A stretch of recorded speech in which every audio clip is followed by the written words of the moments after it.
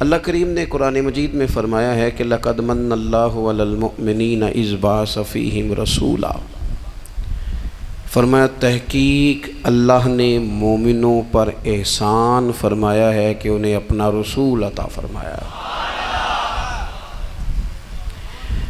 اس کا صرف ترجمہ کبھی بندے کی سمجھ میں آ جائے نا تو سارا میلاد اس کی سمجھ میں آ جاتا ہے۔ صرف اس آیت کا آسان سادہ ترجمہ اگر سمجھ لیا جائے کہ رب کہتا ہے میں نے احسان کیا تم پر، تمہیں اپنا رسول دے دیا ہے۔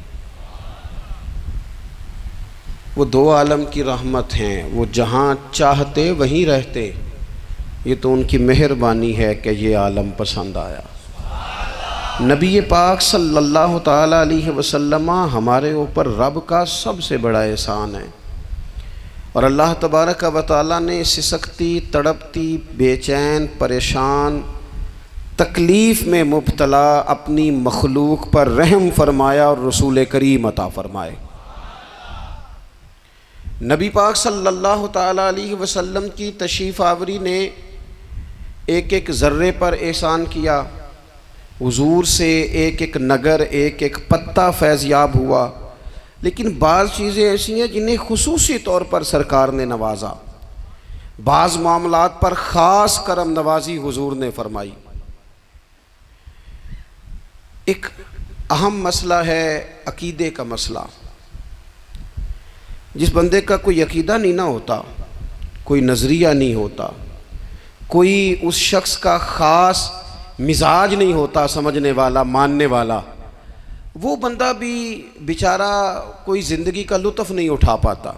اس کا کوئی نظریہ ہی نہیں ہے، کوئی سوچ ہی نہیں ہے، کوئی اس کی فکر ہی نہیں ہے اس نے کس طرف جانا ہے۔ عقیدہ نہ ہو بندے کا، یعنی دنیا میں معاذ اللہ کچھ ایسے لوگ پائے جاتے ہیں جو سرے سے اللہ تعالیٰ کوئی نہیں مانتے، زندگی کیسے گزرے گی؟ وہ اپنی توجہات کا قبلہ کسے بنائیں گے؟ اور پھر دنیا میں کچھ لوگ ایسے گزرے جو کئی خداؤں کے قائل، کئی اور پھر اہل عرب کا تو یہ حال کہ 360 بتوں کے سامنے جھکتے۔ مجھے بتائیے جس بندے کو یہی خبر نہ ہو میرا خالق اور مالک کون ہے، جس کو یہی پتہ نہ ہو کہ میرا رزق کہاں سے آتا ہے، میں نے مانگنا کہاں سے ہے، جس سے یہ خبر ہی نہ ہو کہ میری دعاؤں کا رخ کس طرف ہونا چاہیے، اس کی بھی کوئی زندگی ہے؟ نبی پاک علیہ السلام نے سب سے بڑا احسان یہ فرمایا ہے کہ ہمیں عقیدہ توحید سکھایا ہے۔ حضور نے ہمیں ہر جگہ سے چھڑا کے رب کریم کی بارگاہ میں سجدہ کرنے کا حکم دیا ہے۔ عرب کے لوگ جو تھے وہ بڑی بڑی وہم کا شکار تھے، بڑی بڑی اوہام پرستی کا شکار تھے۔ یہ آج کل بھی وہم بہت زیادہ ہے نوجوانوں میں، یعنی کوئی فیصلہ پکا ہے ہی نہیں، کوئی پکی بات ہی نہیں کرتے، یہ کر لوں کہ نہ کروں، اگر آپ کہتے ہیں تو کر لیتا ہوں، ویسے اس میں فلانی کمزوری بھی ہے، اور اگر میں نے نہ کیا تو فلاں مشکل بھی ہے۔ بھئی جس بندے نے قوت فیصلہ ہی نہیں پائی، اس نے ارادہ ہی پکا نہیں کیا کہ اس نے کدھر جانا ہے، تو وہ سفر کیسے کرے گا؟ سفر تو اس بندے کا مکمل ہوتا ہے جو سفر شروع کرتا ہے۔ عرب کے لوگ بھی بڑے بڑے اوہام پرستی کا قائل تھے۔ وہ جب قربانیاں کرتے تھے تو ان کا گوشت لا کے کعبے کی دیواروں کے ساتھ ملا کرتے تھے، یہ قبولیت کی علامت ہے۔ سارے کپڑے اتار کے کعبے کا طواف کرتے تھے، جب احرام باندھ لیتے، حج عمرے کا ارادہ کرتے تو دروازوں سے داخل نہیں ہوتے تھے۔ وہ کہتے تھے کہ دروازے گناہگار ہیں اور ہم چونکہ اب نیک کام کر رہے ہیں لہذا اوپر سے ہو کے آئیں گے۔ رسول کریم علیہ السلام نے انہیں ان سارے وہموں سے، ساری پریشانیوں سے، ان ساری بدشگونیوں سے نکال کے کہا اللہ تمہارا مالک ہے، اللہ تمہارا محافظ ہے، ہوگا وہ جو رب چاہے گا۔ ذرا سی بات پہ سہم جانا، ذرا سی بات پہ ڈر جانا۔ حضور نے لوگوں کو قوت فیصلہ عطا کی، اور اتنی بڑی قوت فیصلہ حضور نے دی کہ کل تک جو فیصلہ کر نہیں نہ پا رہے تھے، آج انہوں نے اس طرح کے فیصلے کیے کہ اپنی ساری کی ساری اولادیں لے کر وہ میدانوں میں کھڑے ہو گئے۔ وہ ڈٹ گئے کہ ہم نے کفر کے مقابلے میں جہاد کرنا ہے۔ انہوں نے طے کر لیا کہ حق کیا ہے، سچ کیا ہے۔ نبی پاک علیہ الصلوۃ والسلام نے ہمیں عقیدہ توحید دیا اور وہ طے کر کے دیا ہے نبی پاک نے، سجدہ سوائے اللہ کے کسی کو جائز، اگر کوئی عبادت کی نیت سے کرتا ہے تو سجدہ کفر ہے، اور اگر تعظیم کی نیت سے کرتا ہے تو حرام ہے۔ اعلیٰ حضرت بریلوی رحمۃ اللہ علیہ نے 50 کے قریب دلائل کتاب و سنت سے اور 100 سے زیادہ دلائل فقہ اور اصول فقہ سے بیان فرمائے ہیں کہ کسی اور کے لیے تعظیمی سجدہ بھی حرام ہے۔ نبی پاک علیہ السلام تشریف فرما تھے تو کچھ جانوروں نے آ کے حضور کے قدموں پہ سجدہ کیا، پیش نظر ہے وہ نوبہار اور سجدے کو دل ہے بے قرار، روکیے سر کو روکیے یہی تو امتحان ہے۔ کچھ جانوروں نے جب سجدہ کیا تو صحابہ عرض کرنے لگے یا رسول اللہ صلی اللہ تعالیٰ علیہ وسلم ہمارا بھی دل کرتا ہے، تو حضور نے فرمایا بھی سجدہ سوائے رب کے کسی کے لیے جائز نہیں ہے، ہاں اگر جائز ہوتا تو میں خاتون سے کہتا کہ اپنے شوہر کو سجدہ کرے۔ نبی پاک علیہ الصلوۃ والسلام نے حد بندی کر دی۔ اور پھر دیکھیں یہ جو ہم میلاد مناتے ہیں نا، یہ میلاد اللہ تعالیٰ کی توحید کا بہت بڑا اعلان ہے۔ ہم کہتے ہیں نبی پاک کا میلاد ہوا، جس کا میلاد ہوتا ہے وہ خدا نہیں ہوتا، جو پیدا ہوتا ہے وہ رب۔ جب ہم میلاد منا رہے ہوتے ہیں تو ہم یہ بتا رہے ہوتے ہیں بھئی حضور خدا نہیں، حضور تو 12 ربیع الاول کو پیدا ہوئے، تو جو پیدا ہو رب پیدا، لم یلد ولم یولد، اللہ تبارک و تعالیٰ پیدا نہیں ہوتا، مالک تو ازلی ابدی شانیں رکھتا ہے۔ اس لیے عقیدہ توحید بندے کو مضبوط کر دیتا ہے۔ انسان جب عقیدہ توحید والا ہو جاتا ہے، اور نبی پاک علیہ السلام دنیا میں رب کی طرف بلانے آئے، وداعیا الی اللہ باذنہ وسراجا منیرا، حضور نے لوگوں کو اللہ کی جانب دعوت دی۔ جب انسان توحید والا ہو جاتا ہے تو مضبوط ہو جاتا ہے، وہ کسی سے نہیں ڈرتا، وہ سمجھتا ہے ہونا تو وہ ہے جو میرا رب چاہے گا، مجھے پریشان ہونے کی ضرورت کیا ہے۔ پھر اس کا بھروسہ بھی اللہ تعالیٰ پر، اس کی امیدیں بھی اللہ رسول سے، اس کی توجہات کا قبلہ بھی سارا ادھر ہی۔ تو حضور نے لوگوں کو عقیدہ دیا، مضبوط کیا۔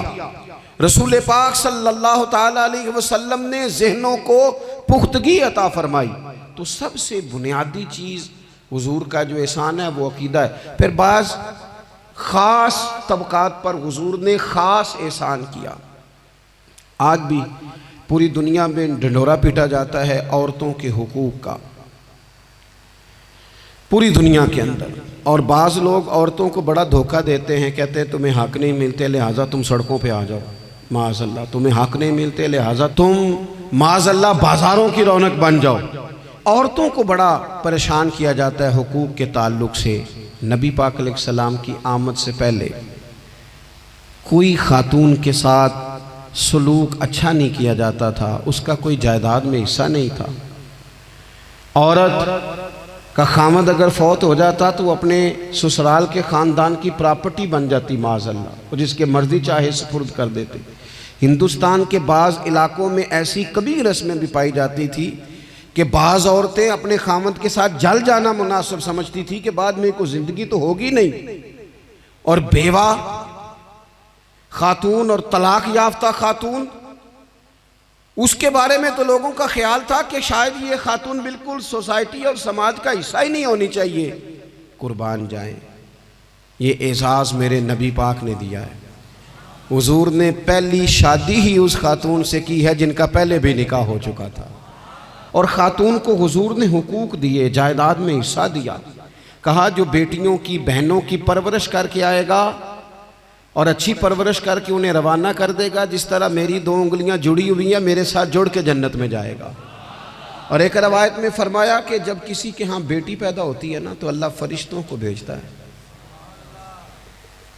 اور وہ اس کے گرد کھڑے ہو جاتے ہیں اور گھر والوں کو سلام کہتے ہیں، اور کہتے ہیں یہ ضعیفہ ایک ضعیفہ سے پیدا ہوئی ہے، یہ کمزور یعنی صنف کے لحاظ سے کمزور نازک بچی ایک نازک ماں سے پیدا ہوئی ہے۔ فرشتے کہتے ہیں جو اس کی پرورش کرے گا نا اللہ قیامت تک اس کی مدد کرے گا، اس کی ہمیشہ مدد ہوتی رہے۔ اور نبی پاک صلی اللہ تعالیٰ علیہ وسلم کی خدمت میں آ کے جب خواتین نے کہا تو نا یا رسول اللہ ہمارے تو دین دنیا کے معاملات میں مردوں کے تعلق سے کمزوری ہے، کئی دن تو ہم ویسے نماز نہیں پڑھ سکتی مہینے میں، کئی دن تو ہم ویسے عبادات کے قریب نہیں جا سکتی، جہاد پہ ہم نہیں جاتی، گواہی ہماری مردوں کے برابر نہیں، تو یا رسول اللہ صلی اللہ علیہ وسلم ہمارا بھی کوئی اعزاز ہے؟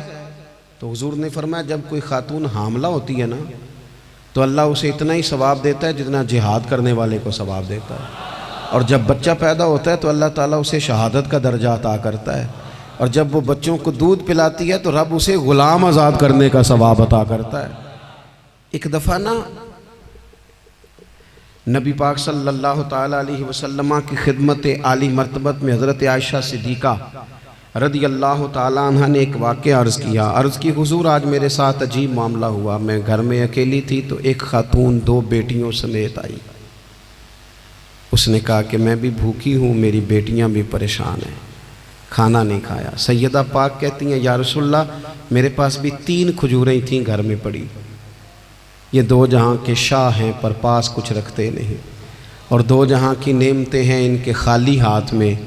فرماتی ہیں وہ 3 کھجوریں میں نے ان 3 ماں بیٹیوں کو دے دی، ماں نے پہلے ایک کھجور دونوں بیٹیوں کو دی، پھر بچیاں وہ کھجور کھا کے ماں کی طرف دیکھنے لگی تو جو کھجور ماں کے پاس تھی اماں نے اس کے بھی 2 حصے کر کے بیٹیوں میں بانٹ دیے۔ حضرت عائشہ عرض کرنے لگی یا رسول اللہ میں نے یہ بڑا نرالا رنگ دیکھا ہے، ماں کا اپنے بچوں سے پیار کا انداز۔ تو حضور نے کیا فرمایا؟ نبی پاک علیہ السلام فرمانے لگے سن پھر اللہ تعالیٰ نے اس عورت پر جنت کو واجب کر دیا ہے، فرمایا اللہ نے اسے جہنم سے دور کر دیا جو بیٹیوں کے معاملے میں آزمایا گیا، اور جس نے پھر ان کے ساتھ اچھا سلوک کیا۔ اپنا حضور کا عمل یہ تھا کہ حضور کی بڑی صاحبزادی سیدہ زینب رضی اللہ تعالیٰ عنہ یہ حضور کی سب سے بڑی صاحبزادی ہیں، یہ بخاری میں آپ کو ملے گا کہ ان کی بیٹی جناب امامہ بنت زینب چھوٹی سی عمر تھی، تو جب حضور نماز کے لیے آتے تھے تو نواسی کو اٹھا کے ساتھ لے آتے تھے، اور وہ حضور نماز پڑھتے تھے تو وہ نبی پاک کے کندھوں پہ کھیلتی تھی۔ حضور نے عملاً بیٹیوں سے پیار کرنا سکھایا، بیٹیوں سے محبت کریں، بیٹیوں سے پیار کریں۔ بیٹیاں بڑی خیرخواہ ہوتی ہیں، بیٹیاں ماں باپ کی بڑی وفادار ہوتی ہیں، بیٹیاں بڑا خاص تعلق رکھتی ہیں۔ جوانوں آپ سے بھی کہوں گا بہنوں کی طرف توجہ رکھیں، جو کسی کی بہن آپ کے گھر ہے اس کا بھی خاص احساس کریں، وہ بھی کسی کی بہن ہے، لیکن اپنی بہن کے ساتھ بھی خاص نسبت کا تعلق قائم رکھیں، رشتوں میں اعتدال ہونا چاہیے۔ اس صنف کو نبی پاک علیہ السلام نے خاص کر کے نوازا ہے، اور ہمارا بھی ان کے ساتھ خاص رشتہ ہونا چاہیے۔ اسی طرح کا معاملہ یتیموں کے ساتھ ہے، کمزوروں کے ساتھ ہے۔ دیکھو آج نا ہمارے ہاں کمزوروں، غریبوں، مسکینوں، یتیموں کی مدد تو کی جاتی ہے، لیکن انہیں لوگ اپنے ماحول کا حصہ نہیں بناتے۔ یعنی کبھی گئے تو غریبوں میں آٹا بانٹ آئے، کبھی گئے تو غریبوں میں جا کے کپڑے تقسیم کر آئے، کبھی گئے تو غرباء کو کچھ وقتی طور پر کچھ ضروریات زندگی دے دیں، کبھی عیدیاں بانٹ دیں، کبھی سیلاب زدگان میں چلے گئے۔ غرباء کو کچھ نہ کچھ صدقات تو دے دیے جاتے ہیں، ان پر کچھ خیرات تو کر دیا جاتا ہے، لیکن انہیں سوسائٹی کا ماحول کا حصہ نہیں بنایا جاتا۔ ایسا نہیں ہوتا کہ ان غرباء کے بچوں کو اٹھا کے بڑے شہروں میں لایا جائے، ان کی تعلیم کا خیال کیا جائے، انہیں اپنے ماحول میں رکھا جائے، ان کی بہترین پرورش کا بندوبست کیا جائے۔ کائنات میں بڑے لوگوں نے کام کیا ویلفیئر کا، بڑے لوگوں نے غریبوں کے ساتھ تعاون کیا، بڑے لوگوں نے محبت کی، سب قابل تعریف ہے، لیکن ہم نے یہ کیا کہ ان کی امداد تو کی، لیکن ان کی محرومیوں کا ازالہ نہیں کیا۔ اور وہ امداد لے رہے تھے تو ان کی پچھلی نسل بھی امداد لے رہی تھی، یہ نسل بھی امداد لے رہی، اور خدا نہ کرے کہ اگلی نسل کو بھی امداد لینا پڑے۔ میرے نبی پاک صلی اللہ تعالیٰ علیہ وسلم کا انداز کچھ اس طرح کا ہے کہ امام بہقی نے لکھا ہے، حضرت بشیر بن عقبہ رضی اللہ تعالیٰ عنہ کہتے ہیں میرے والد انتقال کر گئے تھے، اور میں ایک جگہ پہ بیٹھ کر رو رہا تھا کہ نبی پاک صلی اللہ تعالیٰ علیہ وسلم میرے قریب سے گزرے، کیوں روتے ہو؟ یا رسول اللہ میرے والد کا انتقال ہو گیا، میری والدہ رخصت ہو گئی۔ تو یہ ہمیں حضور نے سبق دیا ہے، یہ یتیموں غریبوں کا خیال رکھنے کا یہ بھی ایک نقطہ، یہ بھی انداز ہے۔ کائنات کا بڑے سے بڑا درد دل رکھنے والا بندہ یہاں تک نہیں جا سکتا جو میرے رسول کریم نے بیان فرمایا۔ کہتے ہیں نبی پاک علیہ السلام فرمانے لگے، بشیر بن عقبہ کیا تو اس بات پر راضی نہیں کہ میں تیرا باپ ہوں اور عائشہ تیری ماں ہو؟ آنا تجھے ہم شامل کر لیں اپنے گھرانے میں، آ جانا، مکمل تیرے معاملات کا خیال کیا جائے، تو آ جا۔ اتنا بڑا درجہ۔ نبی پاک نے تو حضرت سلمان فارسی کے بارے میں بھی فرمایا کہ میں نے انہیں اپنی اہل بیت میں شامل کر لیا۔ رسول اللہ صلی اللہ تعالیٰ علیہ وسلم غرباء کے لیے، مساکین کے لیے، یتیموں کے لیے، ناداروں کے لیے جو خاص احسان بن کے آئے، وہ یہ والا لہجہ نہیں کہ ہم مطمئن ہو گئے کہ ٹھیک ہے ہم گئے تو تھے، اتنے پیکٹ بانٹ تو آئے، اتنا کچھ ہم نے دے تو دیا، فلانا کام کر تو لیا، اور وہ بھی کب تک کیا؟ جب تک خبریں تیز تھیں۔ ہمارے ملک میں سیلاب آیا، میڈیا نے خبر دی، شور ہوا، لوگوں نے بڑی کوشش کی، الحمدللہ بڑے اچھے جذبات کا اظہار کیا، ڈھیر سارے لوگ وہاں گئے۔ میں آپ سے پوچھتا ہوں کہ کیا سیلاب زدگان سارے اپنے اپنے گھروں میں چلے گئے؟ ان کے گھر بن گئے؟ لیکن ہمارے جذبے کیوں ٹھنڈے ہو گئے؟ اس لیے کہ خبریں ٹھنڈی ہو گئی۔ ہم تو چلتے ہیں ٹرینڈ کے ساتھ کہ آج کل ٹرینڈ کیا ہے، اگر خبر ادھر کی ہے تو ذوق ادھر کا ہے، خبر ادھر کی ہے تو ذوق ادھر کا ہے۔ دیر پا کام کرنا اور خاص جذبات پیدا کرنا ان لوگوں کے لیے۔ حضرت سیدنا عبداللہ بن ابی اوفا رضی اللہ تعالیٰ عنہ روایت کرتے ہیں، ایک یتیم بچہ آیا تھا، اس نے عرض کی حضور میری ماں بھی بھوکی ہے اور میری ایک ہمشیرہ ہے وہ بھی بھوکی ہے، اے روٹی دا دکھ نہ پوچھو، روٹی تے بندہ کھا جاندی جے۔ یہ جو بھوک ہوتی ہے نا، بھوک، بہت سارے لوگ نا، میں ایک شادی میں تھا تو وہاں ایک دو لوگ کھانا کھا رہے تھے، تو بعض لوگ انہیں دیکھ دیکھ کے مذاق کر رہے تھے، ویڈیو بنا رہے تھے، کہتے دیکھو کھانا ہی نہیں آتا، کیا انداز ہے، سارا ان کا منہ جو ہے وہ کھانے سے بھر گیا، ہاتھ دیکھو کہاں تک ان کے لتھڑ گئے، کیا انداز ہے۔ تو میں نے کہا تم ان کے کپڑے بھی تو دیکھو نا، انداز، بیٹھنا اٹھنا، کپڑے پہننا، یہ غریبی کا پتہ دیتے ہیں۔ بھوک جب تیز لگی ہو پھر کھانے کے آداب لوگوں کو یاد نہیں رہتے۔ غربت نے میرے بچوں کو تہذیب سکھا دی، اب وہ سہمے ہوئے رہتے ہیں، شرارت نہیں کرتے۔ وہ عزیز، ہوتا یہ ہے کہ جب انسان کو بھوک شدید لگی ہو نا، پھر اسے ڈاکٹر کی ہدایات نہیں یاد رہتی، پھر تو پیٹ کی آگ بجھانے کو لوگ دوڑتے ہیں۔ تو کہتے اس بچے نے آ کے عرض کی، یا رسول اللہ صلی اللہ تعالی علیہ وسلم ماں بھی بھوکی ہے، بہن بھی بھوکی ہے۔ حضور نے نا اسے 21 کھجوریں عطا فرمائیں، فرمایا 7 تیری، 7 تیری بہن کی، 7 تیری والدہ کی۔ اور یہ حضور نے 21 کھجوریں دی ہیں، یہ نبی پاک نے 21 دی ہیں، ہاں یہ حضور نے 21 دی، اور حضور تو اشارہ بھی کر دینا تو پھر روٹی ساری زندگی ختم نہیں ہوتی۔ وہ حضرت ابو ہریرہ کو بھی ملی تھی، فرماتے ہیں میں کئی سال کھاتا رہا، 1 کلو کھجوریں تھی پر ختم ہی نہیں ہوئی۔ 21 کھجوریں حضور نے دیں۔ حضرت معاذ بن جبل رضی اللہ تعالیٰ عنہ اٹھے اور دوڑ کے جا کے نا اس یتیم کے سر پہ ہاتھ پھیرا اور کہنے لگے، پتر اللہ تجھے اپنے والد کا جانشین بنائے۔ تو حضور فرمانے لگے، معاذ یہ تم نے کیا کیا؟ عرض کی حضور اس بچے کی بات سن کے میرا دل بھر آیا ہے، محبت نے انگڑائی لی ہے تو میں نے یتیم کے سر پہ ہاتھ پھیرا ہے۔ یہ دیکھو حضور کا رشتہ۔ نبی کریم فرمانے لگے، سن پھر جس نے کسی یتیم کے سر پر محبت سے ہاتھ ہی پھیر دیا نا، تو اللہ ہر بال کے بدلے اسے ایک نیکی بھی عطا کرے گا، ایک گناہ بھی معاف کرے گا، اور ایک درجہ بھی بلند فرمائے گا۔ چلو ہاتھ ہی پھیر دیا، تو نے کچھ تو کیا یتیم کے ساتھ، تیرا کوئی تو اس سے رشتہ ہوا۔ اور تیسرا طبقہ ہے غلاموں کا۔ مسکینوں کا، غریبوں کا۔ میں اور آپ اس ملک میں رہتے ہیں جہاں کچھ لوگوں کو کھانا بھی نہیں وقت پہ ملتا، اور کچھ لوگ 5 لاکھ روپیہ گاڑی کا اس لیے اضافی دے دیتے ہیں کہ مجھے ذرا نا نیو ماڈل جلدی چاہیے۔ یعنی ایک طرف ملک کی حالت یہ ہے کہ بعض لوگوں کے پاس پیسے نہیں ہیں کہ بچوں کی فیس بھر سکیں، لیکن دوسری طرف حال یہ ہے کہ نئے ماڈل کا موبائل اگر مارکیٹ میں آتا ہے تو وہ ختم ہو جاتا ہے، ملتا ہی نہیں، وہ شارٹ ہو جاتا ہے۔ کچھ لوگوں نے اس طرح کیا ہے کہ انہوں نے یہ سمجھا ہے کہ دولت شاید موج کرنے کے لیے ہمیں دی گئی ہے، ہم طرح طرح کے کھانے کھائیں، طرح طرح سے چیزیں اوڑیں، طرح طرح کے معاملات کریں۔ انہوں نے یہ طے کر لیا ہے۔ اس کا نقصان کیا ہوا ہے؟ اس کا نقصان یہ ہوا ہے کہ کچھ لوگ غربت کی سطح سے نیچے آ گئے ہیں بیچارے۔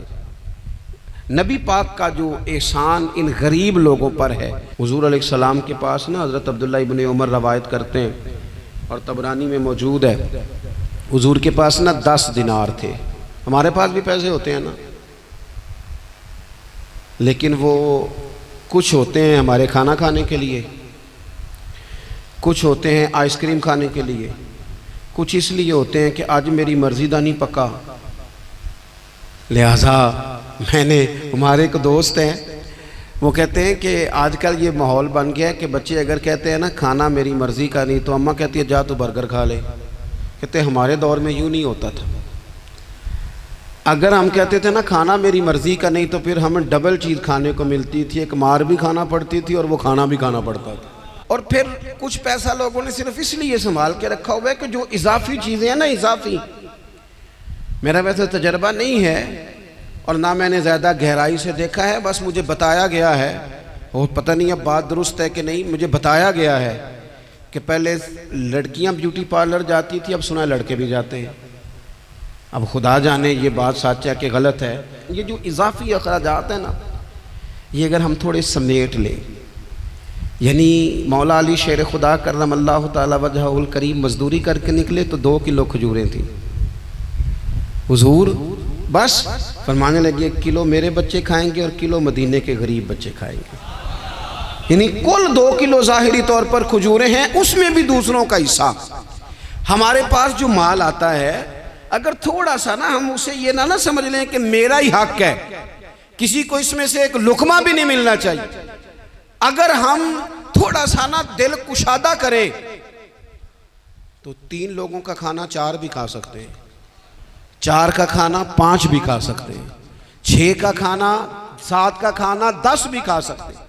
شرط یہ ہے کہ دل کشادہ ہو، دل دریات سمندروں ڈونگے کون دلاں دیا جانے، تھوڑی سی نا کشادگی پیدا کی جائے۔ حضرت عبداللہ ابن عمر کہتے ہیں نبی کریم علیہ السلام کے پاس نا 10 دینار تھے، ویسے تو کائنات ہی میرے نبی کی مٹھی میں ہے، لیکن ظاہری طور پر 10 دینار تھے۔ حضور ایک دکان پہ گئے، 4 دینار کا حضور نے ایک جوڑا خریدا، کپڑے خریدے، وہ قمیض حضور نے پہنی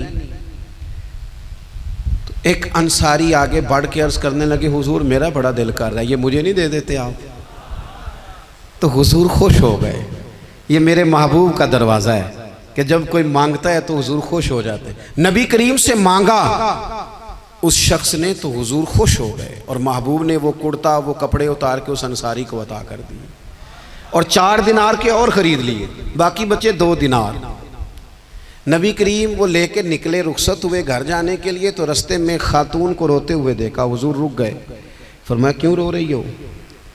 عرض کرنے لگی یا رسول اللہ صلی اللہ تعالی علیہ وسلم میں فلاں آدمی کی کنیز ہوں، نوکرانی ہوں، اس نے آٹا لینے بھیجا تھا 2 دینار کا، وہ 2 دینار گم ہو گئے، حضور نے 2 دینار اسے عطا کر دیے، وہ دیے تو پھر رو رہی تھی، فرمایا اب کیوں روتی ہو؟ کہنے لگی یا رسول اللہ ڈرتی ہوں دیر بڑی ہو گئی یا مار ہی نہ پڑے۔